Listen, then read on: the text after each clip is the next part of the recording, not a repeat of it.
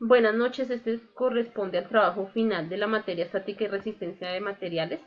El grupo colaborativo está compuesto por Marolita Tatiana Suárez, Diego Andrés Cristancho, Mario José Cogollo y Luz Adriana Ramírez. Nuestro tutor es el señor John Erickson Barbosa.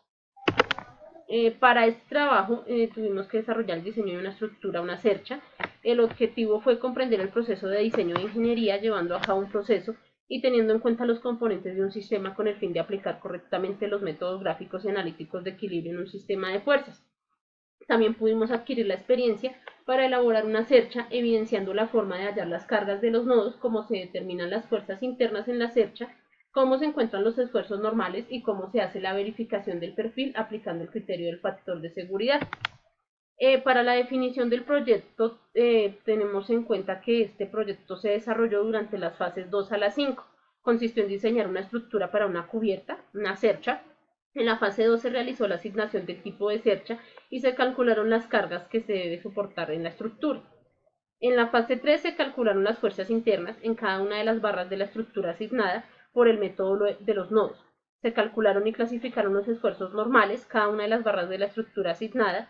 Se diseñó el pasador de apoyo de la estructura y un eje de transmisión de potencia.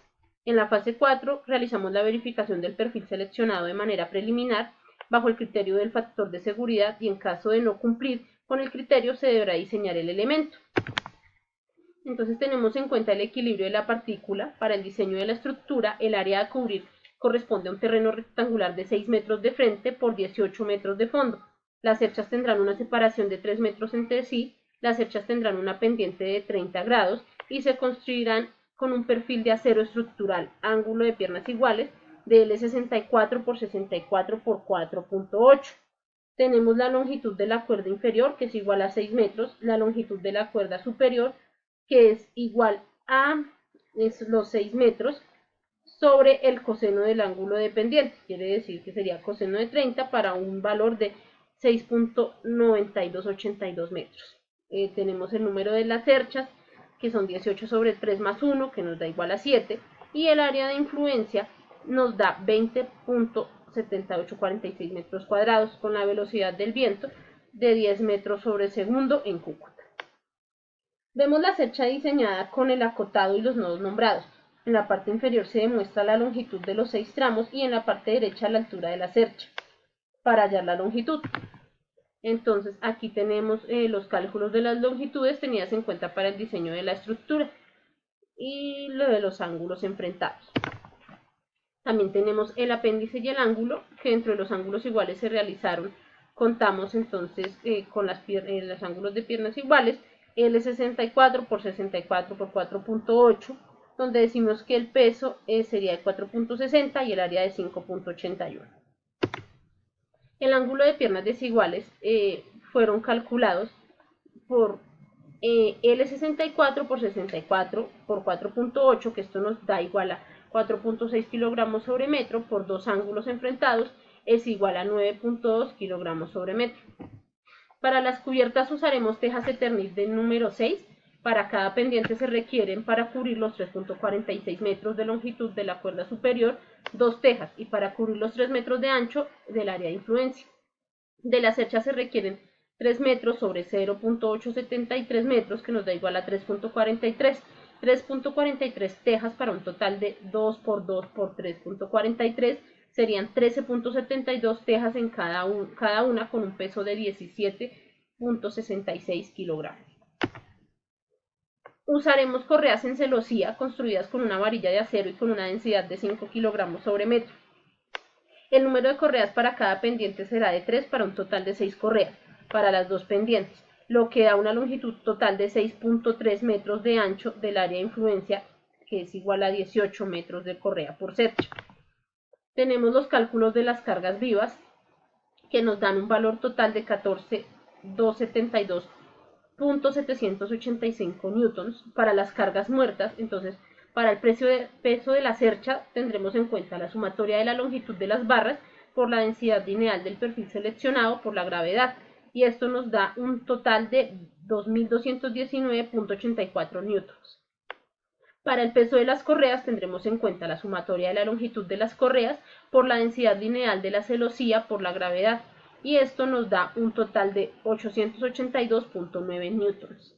Para calcular el peso de las tejas, tenemos en cuenta el número de las tejas en el área de influencia por el peso de la teja. Esto nos da un valor total de 2.376.9 newtons. Tendremos en cuenta las cargas del viento, que nos dará un valor total de 1.247.076 newtons, y teniendo en cuenta la carga total con las cargas vivas y las cargas muertas, nos da un total de 21 kilómetros. En la fase 2 distribuimos las cargas en los nodos de la estructura y en este realizamos la sumatoria de fuerzas en X y en Y, donde se igualaban a 0 para encontrar las ecuaciones de cada preposición. Realizamos el análisis de estructuras, donde se calcularon las fuerzas internas en cada una de las barras de la cercha asignada por el método de los nodos y clasificarlas como de tracción, de compresión o de fuerza nula. Además se realizaron los diagramas de cuerpo libre para cada nodo, resolviéndolos detalladamente. Entonces procedemos a realizar el cálculo de las reacciones, donde tenemos que tener en cuenta que en cada nodo se aplican las fuerzas correspondientes según la cercha. Entonces, en esta tenemos que ver que la ecuación GY nos da igual a 10.5 kilonewtons y AY nos da el mismo valor, 10.5 kilonewtons. Porque restamos los 21 kilonewtons menos GY y nos da el valor igual al resultado de GY. Para los nodos realizamos el cálculo de los valores de las fuerzas a las que están sometidos los elementos por medio del método de nodos. Este método consiste en aplicar equilibrio de partículas en cada nodo. Teniendo en cuenta que la estructura es simétrica, se calculan los nodos A, L, B, K, C y D. Luego los elementos gemelos de la parte derecha tendrán los mismos valores de fuerza. Se tomarán las sumatorias de fuerzas con X positivo a la derecha y se tomarán las sumatorias de fuerza en Y positivo hacia arriba. Se supondrá que todos los elementos están en tensión. Para esto se dibujarán siempre las fuerzas de los elementos saliendo de los nodos. Si el valor resulta negativo, significa que está en compresión, y si resulta positivo, significa que está en tensión. Entonces, calculamos las ecuaciones en X y en Y para el equilibrio de partículas en cada nodo y se solucionan por medio del método de eliminación de Gauss-Jordan para los sistemas 2×2. En el nodo A tenemos en cuenta que el nodo AB es igual a menos 17.5 kilonewtons, nos permite ver que está en compresión. El nodo AL es igual a 15.155 kilonewtons, que nos permite ver que está en tensión. Para el nodo L calculamos LB y nos da igual a 0, quiere decir que este es el de amarre. LK es igual a 15.155 kilonewtons, nos permite ver que está en tensión. El nodo B nos permite ver el nodo BC, que es igual a menos 14 kilonewtons, que está en compresión. El nodo BK es igual a menos 3.5 kilonewtons, que está en compresión. El nodo K, en la parte KJ, es igual a 12.124 kilonewtons, dejándonos ver que está en tensión. El nodo KC es igual a 1.75 kilonewtons, está en tensión. Para el nodo C, el nodo CD es igual a menos 10.5 kilonewtons, estando en compresión. El nodo CJ es igual a menos 4.63 kilonewtons, estando en compresión. El nodo D, en la parte de E, es igual a menos 10.5 kilonewtons, está en compresión. Por simetría, los resultados de todas las fuerzas internas en los elementos son. Entonces podemos ver que si nos arroja un valor negativo, están en compresión, un valor positivo están en tensión, y el elemento 0 sería el elemento de amarre. En el método de secciones aplicamos una sumatoria de momentos alrededor del punto B, donde podemos calcular el valor de la fuerza interna en el elemento. Para el nodo LK, este es igual a 15.155 kilonewtons, estando en tensión. En la fase 4 calculamos los esfuerzos bajo carga axial, donde se calcularon los esfuerzos normales para cada una de las barras de la estructura asignada y los clasificamos como de tracción, de compresión. Se presentan los valores de esfuerzo en una tabla resumen. Se calcularon los factores de seguridad para cada una de las barras de la armadura seleccionada. Los elementos en tracción se verifican bajo esfuerzo.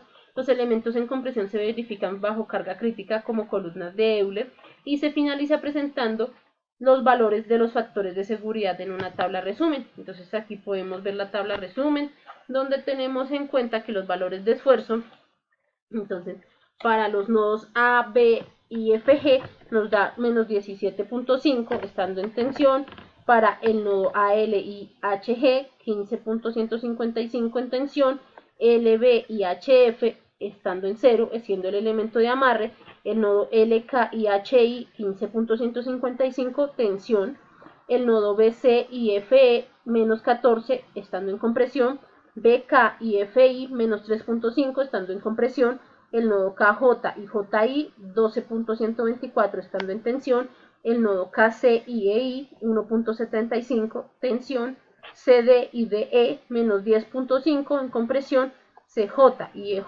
menos 4.63 estando en compresión. El nodo DJ es igual a 7 y nos permite ver que está en tensión. Tuvimos en cuenta igual el ángulo de piernas iguales, teniendo en cuenta el 64 por 64 por 4.8, teniendo el peso de 460 y el área de 5.81 metros. Para los valores de factores de seguridad en una tabla resumen, entonces podemos ver, para los factores de seguridad se realizó en Excel los cálculos formulando cada uno de los valores y los resultados se presentan en las tablas. Para el factor de seguridad de las barras en compresión con el criterio de carga crítica, en las columnas de Euler se realizó la siguiente descripción en las fórmulas, donde la fuerza crítica es igual a pi cuadrado por elasticidad por la inherencia sobre la longitud al cuadrado.